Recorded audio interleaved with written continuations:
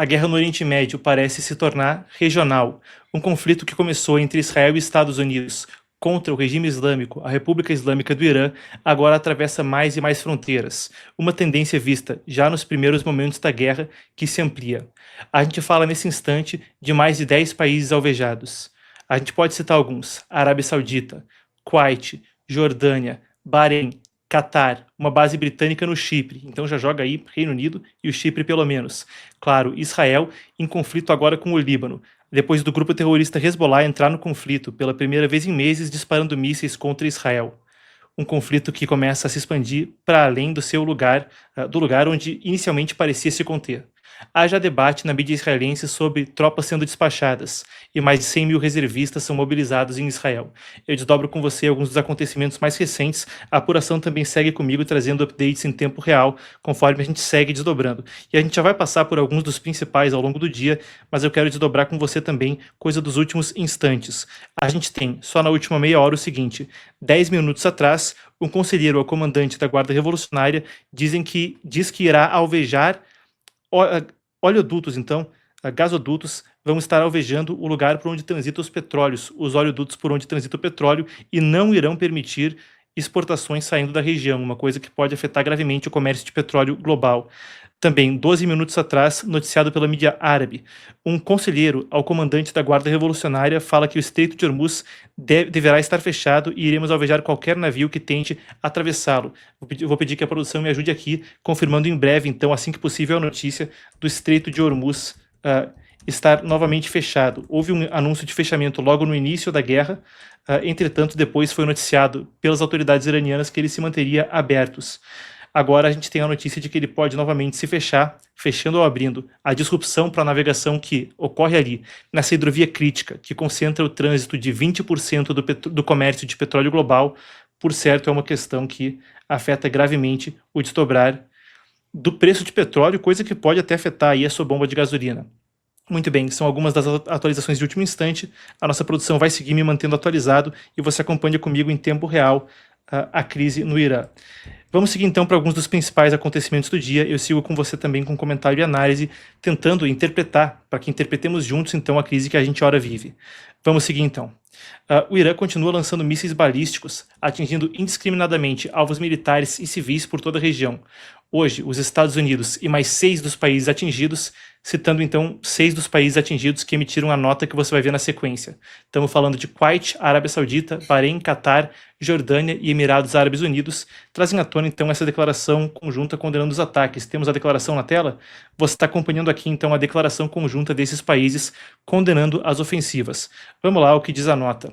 O grupo afirma que as ofensivas colocaram civis em risco, atingiram infraestrutura energética e que representam uma escalada perigosa, que ameaça a estabilidade regional.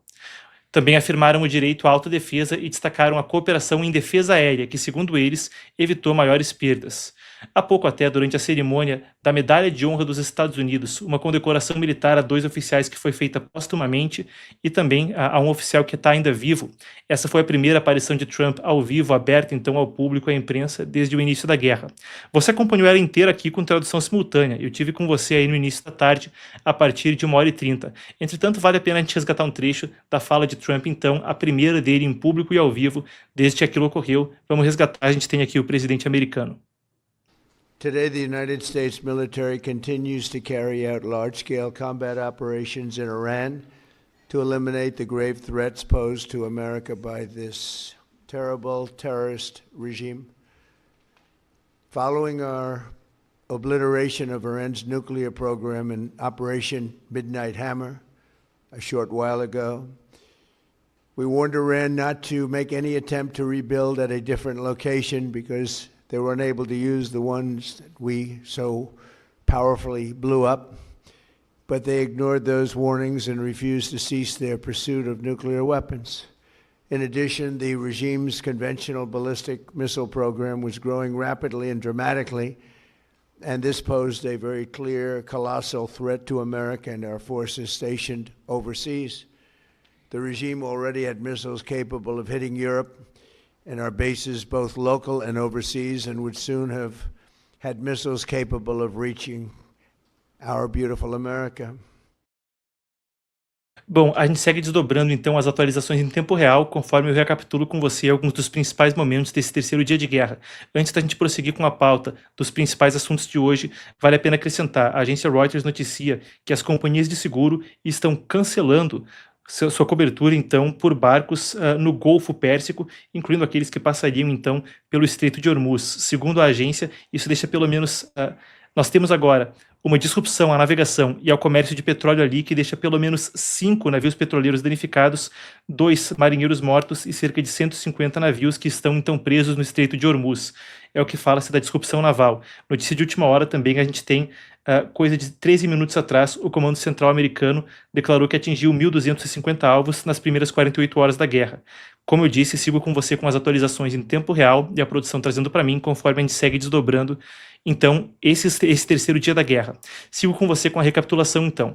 Além daquilo que Trump disse, nesse mesmo pronunciamento ele também falou sobre o tempo de duração da guerra. Vamos ver o que disse o presidente americano na ocasião no início da tarde. We have the strongest and most powerful by far military in the world, and we will easily prevail.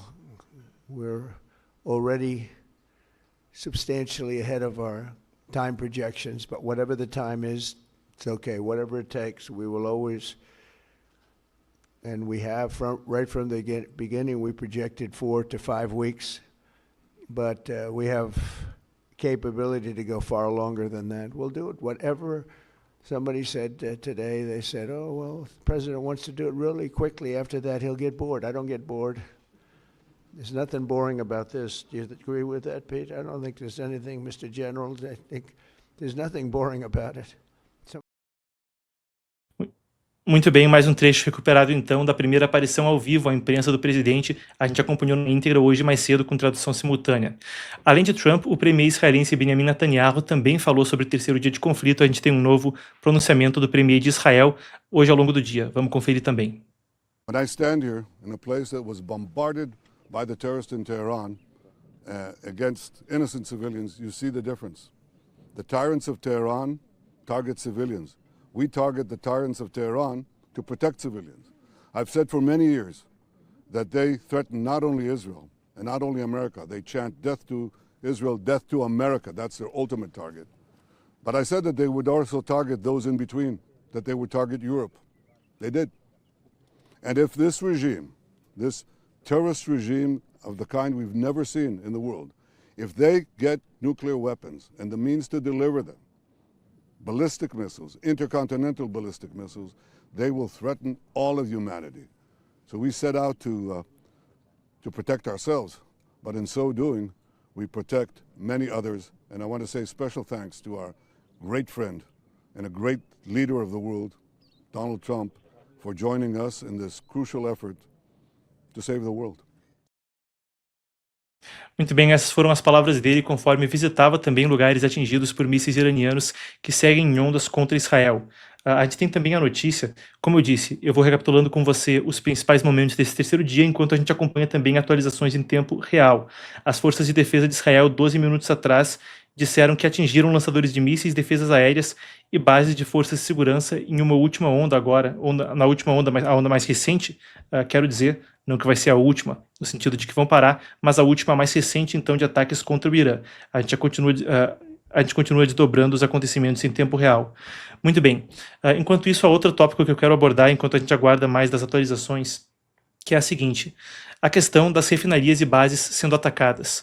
Quando a gente fala sobre o Estreito de Hormuz, aonde transita, então, essa hidrovia crítica, 20% do comércio de petróleo global está com mais de uma centena de navios estando aí estagnados sem poder transitar, 5 petroleiros atingidos, as seguradoras cancelando, então, a sua questão de prevenir perdas por guerra, uma tensão tremenda quanto à disrupção do comércio de petróleo. Não é só o comércio aí, no sentido de trânsito, que é afetado. Afinal de contas, quando a gente fala de Iraque, Kuwait, Arábia Saudita, a gente está falando de alguns dos principais países produtores de petróleo do mundo. Então eu quero desdobrar com você alguns dos ataques que acontecem ao longo desse terceiro dia, que também estão diretamente relacionados a afetar a infraestrutura energética pelo Oriente Médio, coisa que ilustra o quão global é esse conflito, afetando mesmo o preço do combustível em países pelo mundo. Vamos lá então. o Irã atacou instalações da maior empresa de petróleo mundial, a Saudi Aramco, na cidade de Ras Tanura, na Arábia Saudita. Os mísseis atingiram a área e forçaram a interrupção imediata das operações para evitar incêndio e danos estruturais. Essa ofensiva provocou um desligamento energético em cadeia nos países do Golfo. A gente está falando de Omã, Emirados Árabes Unidos, Arábia Saudita, Bahrein, Catar e Kuwait, que decidiram hoje por reduzir drasticamente todas as atividades ligadas a petróleo e gás. Bombeamento, refino, transmissão e liquefação. Se eu falei que ia afetar o preço do petróleo na bomba, por aí a gente vê como isso pode se manifestar na vida real em passos concretos. O Catar também anunciou a suspensão da produção de gás natural liquefeito depois de ataques terem atingido também as suas instalações. As Forças Armadas da região redirecionaram a maior parte dos sistemas de defesa justamente para proteger essas instalações energéticas. Enquanto a gente fala, também estou recebendo atualização relacionada a isso, conforme agora há uma reportagem sendo publicada pela Bloomberg. Então, a agência americana de notícias, que fala que cita fontes anônimas. Então, claro, isso agora vem da Bloomberg, por integridade a gente fala aqui com essa distinção. É um relatório, uma reportagem de uma mídia que tem credibilidade no exterior, entretanto não há confirmação oficial, cada um pode ir fazendo a sua leitura, a gente sempre faz a distinção entre a confirmação oficial ou uma reportagem. Mas o que diz a Bloomberg, então, é que oficiais em alguns países do Oriente Médio estariam tentando contato com os Estados Unidos para pedir por um fim mais breve ao conflito pela desestabilização que isso está trazendo a países pelo Oriente Médio. Seguindo então com a recapitulação dos eventos desse terceiro dia, a gente está falando o seguinte: é dito que os sistemas de defesa dos países do Golfo conseguiram interceptar a maioria dos mísseis e drones, apesar de alguns de fato terem atingido alvos nesses países. Os Emirados Árabes Unidos teriam sido o país mais atingido, conforme Dubai parece ser um alvo prioritário. Isso acontece, claro, enquanto existe também disrupção para voo, é uma destinação turística, e é claro que ali parece ter algum tipo de alvo especial, também por ser um lugar mais midiático. Isso, claro, uma análise não necessariamente notícia. Seguindo, o Conselho de Cooperação do Golfo autorizou cada país a decidir individualmente se participa ou não de contra-ataques ao lado dos Estados Unidos e de Israel. A gente está falando de uma disputa que pode redesenhar o equilíbrio regional. Afinal de contas, a Arábia Saudita, mesmo que seja em capacidade defensiva, utilizando de contra-ataques contra o ataque iraniano que alveja as suas instalações energéticas, ainda assim colocaria um combate que, de certa forma, coloca Israel e a Arábia Saudita com um inimigo comum. O Estreito de Hormuz, como a gente falava, onde passa 20% da produção de petróleo do mundo, não está oficialmente fechado, mas está inoperante como consequência do conflito, e há reportagens dizendo que pode haver um fechamento formal. Isso, como eu falava, tem um impacto direto na bomba de gasolina, atraso de fornecimento, e pode levar até a uma reestruturação quando a gente fala do mapa energético mundial e de rotas de navegação, a depender de quanto tempo dure o conflito. Quando a gente fala de disparos de contra-ataque, a gente pode já citar os Emirados Árabes Unidos e o Catar em posição defensiva. Há relatórios agora, o governo do Catar falou recentemente, logo antes da gente entrar ao vivo, que havia derrubado 2 aviões russos, melhor dizendo, 2 aviões iranianos, mas de modelo de fabricação russa, 2 caças Sukhoi. Enquanto não teve outras confirmações a respeito disso, tem a confirmação oficial do governo do Catar, e a gente pode falar também de uma apuração citando, na imprensa americana, citando uma fonte anônima americana que teria confirmado pelo menos um caça derrubado. A gente vê o conflito escalando, não à toa a gente colocou essa imagem na capa. Enquanto isso, vale a pena a gente falar também sobre como isso escala para países europeus, porque a gente também tem que detalhar. Ontem à noite, então, um drone iraniano que atingiu uma base britânica na ilha do Chipre. O Chipre é um país insular, um país que é uma ilha ali no Mediterrâneo, entre a Grécia e a Turquia. Isso seria uma escalação que jogaria até para o outro lado do Oriente Médio, chegando ao Mediterrâneo, esse conflito. Vamos lá então para os detalhes das últimas 24, 36 horas a respeito de envolvimento europeu. Desde a noite passada, aeronaves da Grã-Bretanha e da França, posicionadas na região, passaram a atuar em defesa aérea. Essa decisão foi tomada ontem em uma reunião emergencial na Europa. Segundo um diplomata árabe que foi ouvido pelo jornal Israel Hayom, significa Israel Hoje, o nome do jornal, então repercute na mídia israelense, a coordenação militar entre os países do Golfo está sendo conduzida sob a liderança dos Estados Unidos, com integração crescente de inteligência e operações. A gente tem até um pronunciamento, o ministro das Relações Exteriores da França, Jean-Noël Barrot, afirmou que o governo francês condena os ataques da Guarda Revolucionária contra pelo menos 8 países da região que não estavam envolvidos diretamente no conflito, e tem isso, de fato não estavam. Um parênteses, enquanto a gente começa a recapitular, segue recapitulando os acontecimentos do terceiro dia. Vale a pena destacar uma coisa que eu destaquei em outras coberturas. A gente está falando de uma rivalidade histórica. Não é como se esses países, por compartilharem o Islã como a religião majoritária, fossem amigos. Logo do estabelecimento da República Islâmica do Irã já se viu um conflito tremendo com o Iraque. E falava-se de uma guerra fria, a própria mini-guerra fria do Oriente Médio, entre a Arábia Saudita e o Irã. As diferenças são de uma série de ordens. Para começar, a maioria desses países é árabe, pelo idioma que se fala. O Irã, persa, fala outro idioma. Depois tem a vertente do Islã, uma série desses países sunitas, os países do Golfo são principalmente sunitas, e o Irã, claro, de maioria xiita. E a ditadura, a teocracia islâmica, era de doutrina xiita. Então essa tensão também é requentada, conforme esses ataques se expandem de forma deliberada pelo Irã ao longo da região. Alguns analistas falavam até que isso seria uma tentativa do Irã de buscar pressionar de certa forma para que se pudesse haver uma pressão desses países sobre os Estados Unidos para acelerar a campanha militar e encerrar isso com brevidade. Mas, voltando então da análise para a notícia, a declaração de Jean-Noël Barrot, ministro das Relações Exteriores da França, é de que o país, a França, estaria pronta para defender nações aliadas se fosse necessário. Seguindo, e a gente cobriu isso também pela manhã, o premier Keir Starmer atendeu ao pedido dos Estados Unidos e autorizou o uso de bases britânicas para ações defensivas. Espanha seguiu na direção oposta. O Pedro Sánchez é um líder socialista na Espanha, tem aí até um antagonismo a Donald Trump, foi o único país da OTAN que se recusou a subir os gastos em defesa quando Trump pressionava para 5% do PIB. Espanha quis segurar em 2%, foi o único país. Sánchez então proibiu os Estados Unidos de utilizarem bases militares espanholas para ataques contra o Irã. 15 aeronaves americanas já deixaram as instalações no sul da Espanha e foram transferidas então para bases na Alemanha. A gente continua desdobrando a situação conforme hoje também, enquanto conversamos, há debate sobre isso no Parlamento Britânico e reuniões de emergência pela União Europeia. Um outro dos pontos interessantes, cobri ontem de noite, logo quando começou, até a gente pôde falar disso ao vivo na entrada que a gente fez ontem à noite sobre atualizações, e hoje pela manhã quero também atualizar sobre como esse conflito parece escalar de forma mais concreta na frente de Israel ao norte com o Líbano. Na escalada da guerra, o Hezbollah, aliado do Irã, uma das principais organizações terroristas do mundo, entrou abertamente no conflito. Lançou mísseis, drones contra território israelense, coisa que não acontecia há meses, conforme havia um cessar-fogo. Desde a última vez que o Hezbollah fez isso, ali em apoio ao Hamas, depois do 7 de outubro de 2023. Durante toda a manhã de hoje, houve relato então desses mísseis sendo disparados. Israel também bombardeou o Líbano, buscando conter a ação do Hezbollah. Sinais de alerta ecoaram em várias regiões de Israel e as forças de defesa, as IDF, conseguiram interceptar, é dito, todos os mísseis disparados. É o primeiro país do mundo, então, a usar o Iron Beam, um sistema de laser para interceptar foguetes e drones.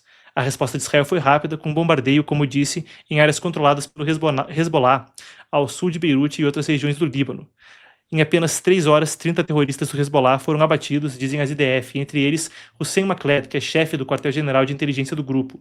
Isso reprisa, de certa forma, os impactos que houve mesmo durante a guerra contra o Hamas. Naquela época a gente falava, enquanto o Hezbollah, essa outra organização terrorista, também fazia ataques em solidariedade ao Hamas, da famosa Operação dos Pagers. Em junho do ano passado, a Operação Midnight Hammer, as operações de 7 de outubro de 2023, da guerra começada, melhor dizendo, depois de 7 de outubro de 2023 e encerrada com o cessar-fogo durante a gestão de Trump, ao longo de todo esse período a gente está falando de várias coisas acontecendo da primeira vez, incluindo a maior operação aérea da história, disse o governo americano hoje, ao falar dessa guerra. Israel também disse ter superado a Operação Foco da Guerra dos 6 Dias de 1967, na época sob talvez um dos generais mais condecorados por sua brilhância, sua genialidade em termos de agir com operações aéreas, o Ezer Weizmann. Agora Israel diz que essa já é a maior operação da história de Israel em termos aéreos, superando lá a operação de 67, a Operação Foco.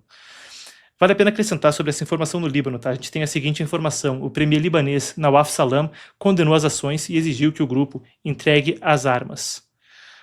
Ao mesmo tempo em que enfrenta o Hezbollah, Israel também continua atingindo pontos estratégicos do regime islâmico em Teherã. Hoje a gente tem as seguintes informações, também estou atualizando em tempo real com vocês, então em breve pode ser que a gente tenha esse número com uma precisão maior, caso mais tenha sido atingido. Mas vamos lá então aos dados. 5 voos lançaram mais de 600 munições sobre a capital iraniana, é o que se relata. E há pouco, antes da gente entrar no ar, as IDF anunciaram uma série de ataques contra as sedes do Ministério da Segurança Interna, e do Ministério da Defesa do Irã, além de ataques contra dezenas de quartéis generais do regime. A gente tem aqui a publicação das IDF, posso até ler com vocês um trecho, vamos lá.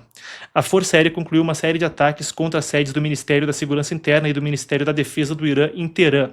A Força Aérea, sob a direção da Diretoria de Inteligência, concluiu um ataque contra dezenas de quartéis generais do regime terrorista iraniano no coração de Teherã.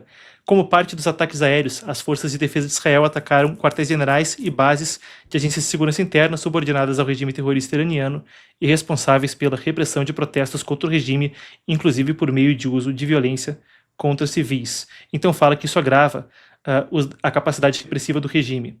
Interessante a gente partir aí novamente da notícia para análise. Afinal de contas, colocando isso em contexto, Trump havia falado logo no início dessa guerra, no primeiro pronunciamento feito, um que foi gravado, coisa curta de 8 minutos, e que a gente desdobrou aqui também na manhã de sábado.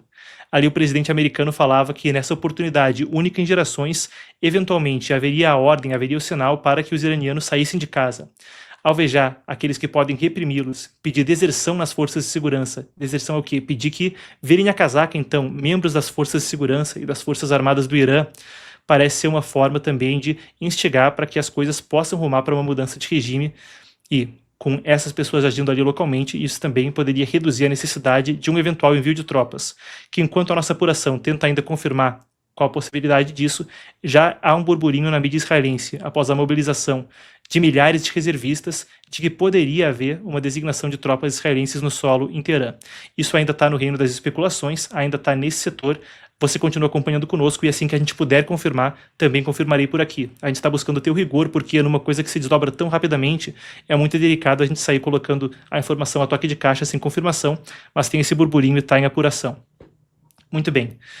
Isso também, de certa forma, está atrelado a uma tendência que a gente já vinha detalhando e aquilo que havia sido antecipado outrora por veículos de imprensa israelenses. A ideia de que Israel alveja agora a alta liderança do regime, já eliminou coisa na casa de 50 líderes do regime, basicamente todo o primeiro escalão, incluindo o líder supremo, foi eliminado.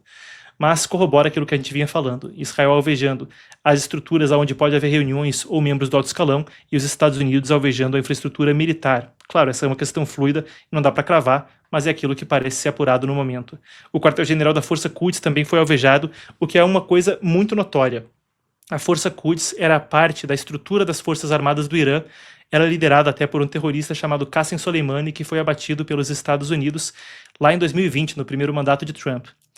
Então essa Força Quds é aquele órgão do regime que faz a ponte com organizações terroristas, como o Hamas, o Hezbollah, os Houthis, essa série de grupos que o principal patrocinador estatal de terrorismo do planeta, o regime iraniano, apoia logisticamente, com treinamento, com dinheiro, com armas. Essa Força Quds teve seu quartel-general atingido e nas negociações um ponto central era precisamente que o Irã parasse de financiar e apoiar terrorismo no exterior. Agora o quartel-general do órgão que fazia isso foi atingido, confirmam as forças de defesa de Israel. A gente continua desdobrando o conflito também, como a gente disse, uma coisa que parece agora respingar rumo à Europa. De forma interessante, a gente também tem aqui o que falou o Institute for the Study of War. O Institute for the Study of War é um dos mais sérios nos Estados Unidos, um dos think tanks mais sérios analisando isso. A gente tem também aqui parte do que é dito pela estimativa deles. Vamos lá então a mais alguns dos dados que a gente tem. O que se relata é o seguinte: desde sábado, quando começou o conflito, isso é um update de ontem à noite, de um think tank independente que ajuda a gente também a navegar o conflito, então fica essa ressalva, pode estar desatualizado em termos de as últimas horas do conflito. Mas vamos lá. Mais de 2.000 alvos pelo menos atingidos, segundo o Instituto de Estudos da Guerra, Institute for the Study of War, o ISW, como eu citava agora há pouco, a superioridade aérea é plena, então é uma análise independente que corrobora o que as autoridades americanas estariam dito. Também é observado que os ataques retaliatórios do Irã têm sido inconsistentes, ou seja, apesar de muitos países terem sido atingidos, isso parece, segundo essa análise, não ser realizado de forma sistemática e não conseguir ser sustentado em larga escala. E é dito também que ontem o país disparou significativamente menos munições contra Israel, conforme a especulação quanto à quantidade de mísseis balísticos e de munição que o regime iraniano vai ter. Também teve um incidente que vale a pena a gente abordar caso alguém pergunte. Hoje, 3 caças F-15E foram abatidos por engano sobre o Kuwait pelas defesas aéreas, então, kuwaitianas. Esses caças eram americanos, 6 militares que estavam a bordo dos 3 aviões ejetaram, nenhum deles foi ferido ou morreu, mas os caças foram perdidos, então, nesse incidente. Um acidente de fogo amigo aí que já foi esclarecido, então, no momento. No calor da guerra é coisa que acontece. Posso até aproveitar, conforme a gente desdobra isso, e tenho muito interesse nesse tema agora, para falar uma questão aí. O F-15 é o caça de combate mais bem sucedido na história, né? Em termos de combates aéreos, a gente está falando de um histórico basicamente perfeito, de apenas vitórias e nenhuma derrota. Mas de forma interessante, é um caça que marcou a história do Oriente Médio, quando na década de 80, em meio a um exercício aéreo, um caça F-15 israelense colidiu com outro no meio do ar e depois conseguiu aterrissar com uma asa só. Quem quiser pesquisar, escreve aí em inglês, pode traduzir no Google Tradutor, incidente, uma asa só, F-15 israelense, vai encontrar essa questão para poder estar navegando o assunto. Eu quero dar mais uma rodada no que a apuração está me mandando e a gente pode seguir. A gente tem mais questões para tratar também no Epoch News de hoje, conforme um relatório explosivo do Congresso americano fala sobre avanço militar chinês na América Latina e a gente também vai estar desdobrando isso. Eu só quero garantir que eu estou com vocês atualizados, pelo menos enquanto a gente está ao vivo no ar, nesse 2 de março. Muito bem, então, confirmado, Guarda Revolucionária declara o Estreito de Hormuz fechado, ameaçando disparar contra quaisquer navios que tentem atravessar.